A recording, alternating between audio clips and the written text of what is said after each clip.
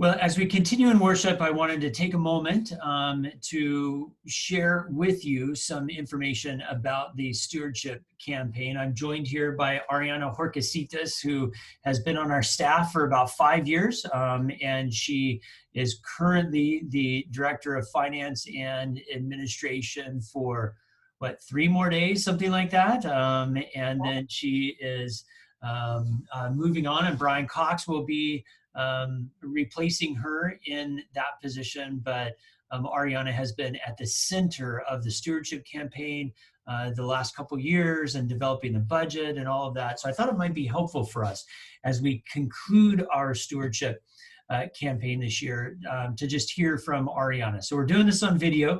Ironically, we're sitting about 100 feet apart because I'm in my office, she's in her office down the hall, but we're doing this on video so we can show it to you Sunday morning. So Ariana, welcome. Thank you for taking the time to do this. So let's just jump right in. I've got 3 questions for you. So question number 1, as we close this year's stewardship campaign, how would you characterize the church finances given the pandemic? Where are we? How are we doing? Right. Well, I would honestly say that the best word to describe the church finances is resilient. Finances remain strong. I do believe that the pandemic has affected all of us. It has affected many, not just this church, but many other churches. But looking at our year-to-date finances, I would say that we are on target, and I don't believe that there are many other organizations that can truly say that. I really am encouraged by the numbers that we saw. We just shared this with Church Council at our meeting yesterday, and we are actually only about $11,000 away from our targeted budget year to date.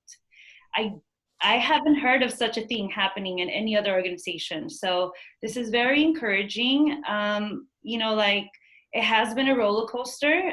However, where we are year to date, I could honestly say that God has seen us through some of the worst times, and I am very, very encouraged. I do think that there are great times coming ahead for the church.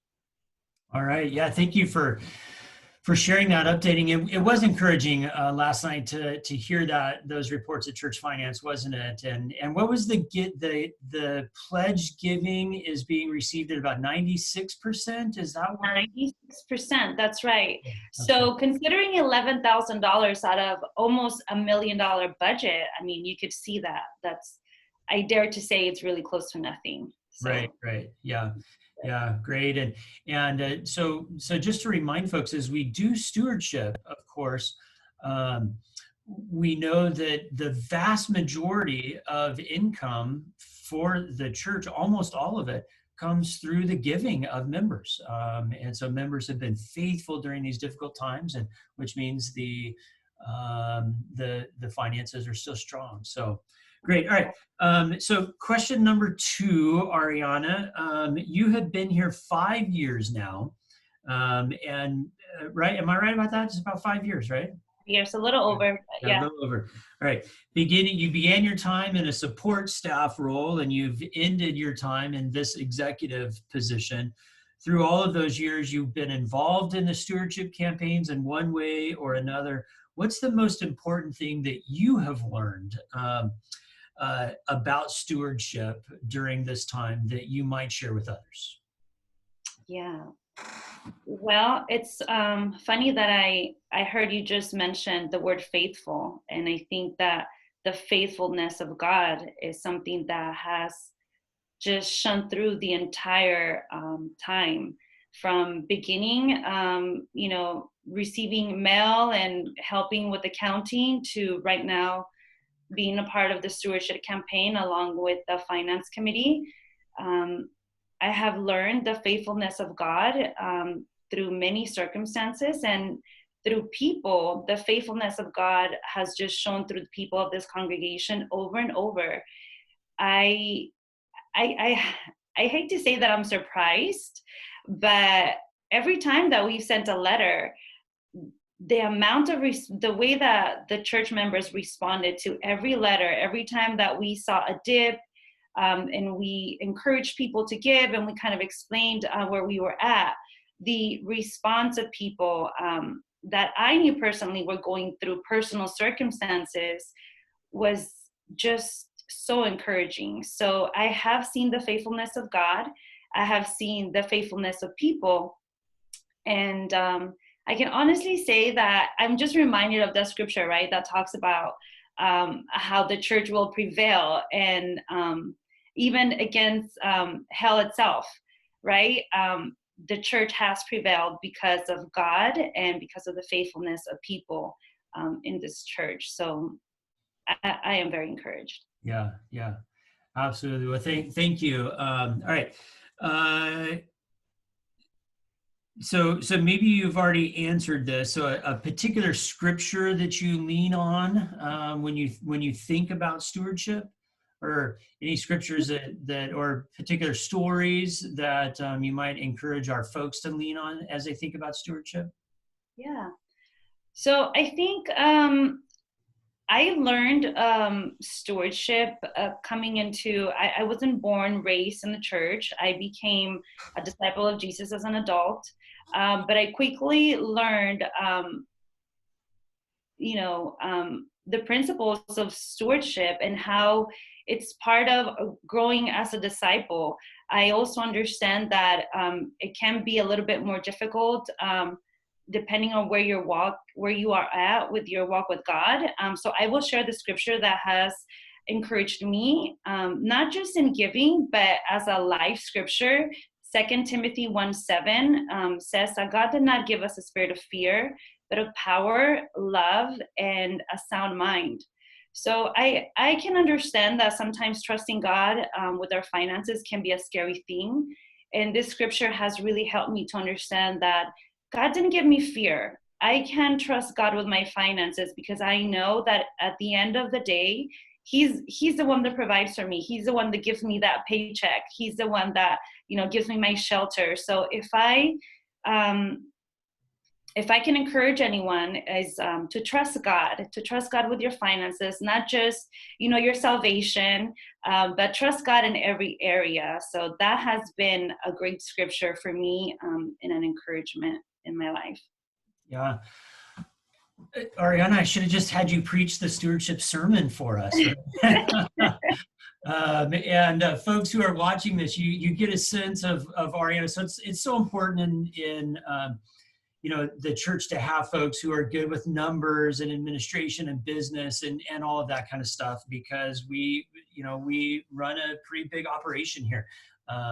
But as you hear Ariana share in this way, you see that it's not just about the numbers and the business side of things, that she brings a true faith and her own real faith to this work. And it's been such a blessing to us to have that and to be able to lead upon Ariana's faith as well. All right, so last question. Your time here on staff is drawing to a close. And because of the pandemic, generally what we would do is we'd have you come to all the worship services, and you'd have to be up front, and you would address the folks and get to share with them. And they would also have the opportunity to share with you and to greet you, but with social distancing, and we can't do any of that. And so I'm curious, you have an opportunity now to share some sort of parting words with the congregation. What would you like to share? Well, I don't want to cry in this video, so I'm really, I honestly want to say, first of all, I want to thank the congregation for allowing me to serve you guys, allowing me to be a part of the staff. It has been an incredible journey. I really believe that I have grown here, not just, professionally, but in my walk with God. All the love and the encouragement that I have experienced here at this church is something that I'm going to take with me, forever. I've honestly made long-lasting relationships, and I'm pretty sure that I will continue to keep in touch with a lot of the people that I have, come in close contact with. And I'm very happy that I leave here with my arms full. This church has been so gracious and so loving to me. I feel like I have a second church. I am a member of my church with my family, but this FEMC has absolutely become my second home. Not just a place of employment, but a place where I can truly call family. I also want to say that one of the things that I loved about working here was that the way that this church loves people is so real. Be encouraged, congregation, that this is a real thing. You guys are really making a difference in people's lives, making disciples by the way that you love one another, by the way that you serve one another. And I can testify to seeing that. I have been a witness to you all. So thank you for loving me. Thank you for loving my family, my children well. I think that they are too going to take these amazing memories of Mom's Workplace. So thank you all so much. Nothing but best wishes for FEMC. I know that there are many great things to come here, and God will continue to bless this church. Absolutely. Yeah, well, thank you, Ariana, and on behalf of the congregation, thank you so much for your work here. I do have a couple people who want to. They were asking me if they could share some words as well. So I got a couple people who are going to join us here, Ariana, that would like to share some words. They're coming into the room. Some of your staff colleagues. Hey guys, good to see you. So we're finishing this time with Ariana. So you're all on video. We're seeing you Sunday morning. So anybody want to take, on behalf of the congregation, take a moment to say some words of thanks to Ariana. Raise your hand and go for it. Go ahead, Jen. Can you hear me? Yep. Great. Ariana, thank you so much for your time here on our team and at our church. You have been a great friend, a faithful leader, and an inspiration, and you will truly be missed. I wish you the best on your next adventure. Thank you. Yeah, thanks, Jen. Katie, what about you? Hi, can you hear me? Yes. Oh, wonderful. Ariana, it's been such a pleasure to get to know you and to work with you, and thank you for supporting our church and our community. I just love your heart for Jesus, and I just wish you the best, and I'm blessed to call you a friend. Good luck. Thank you. Yeah, Denise. I just want to say thank you. I know we became close friends over the years, and I would be a lost little puppy without you here. You don't know how much you mean to me, and I know that I miss you outside of this, for sure. But just thank you, and you're gonna be missed. Awesome. Taylor?